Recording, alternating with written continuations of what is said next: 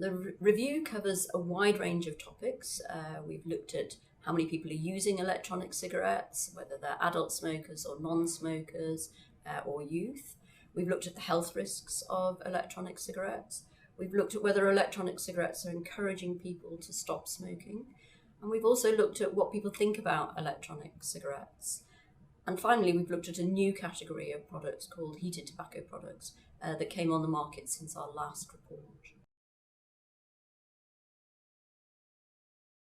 Because e-cigarettes have only been on the market since 2011, we don't know the very long-term health risks. So what we do is we put evidence together from a number of different sources. So first, we look at what happens when a cigarette smoker lights a cigarette and they breathe in that cocktail of cigarette smoke, which consists of about 7,000 smoke constituents, hundreds of which are known to be dangerous to health.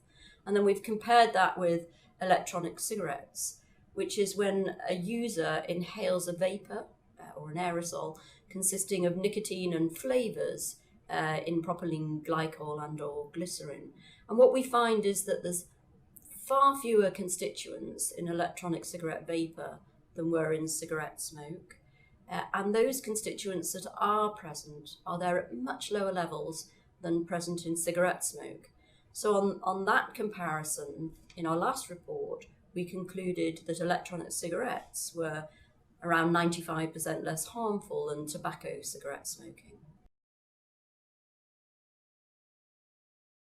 Most smokers smoke because of the nicotine in cigarette smoke, but it's not the nicotine that kills, it's the other thousands of smoke constituents that come along when one smokes a cigarette. Nicotine is present in electronic cigarettes, but it doesn't come along with all the other smoke constituents. So it's a safer form of nicotine delivery to the user.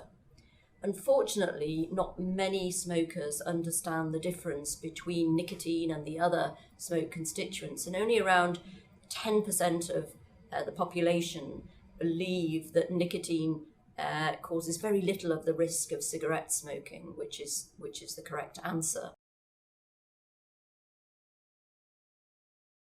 Because e-cigarette use has been plateauing recently, and 40% of cigarette smokers have never even tried an electronic cigarette. So we need to try to understand why that is and what we can do to help smokers to try the range of less harmful nicotine delivery products that are on the market. So there are nicotine patches, nicotine gums, right through to electronic cigarettes. Smoking is uniquely dangerous. I can't think of anything else that is quite as risky to health as cigarette smoking. 1 in 2 of every long-term smoker will die as a result of their smoking. So really anything we can do to help smokers reduce the risks of their smoking, we should be doing.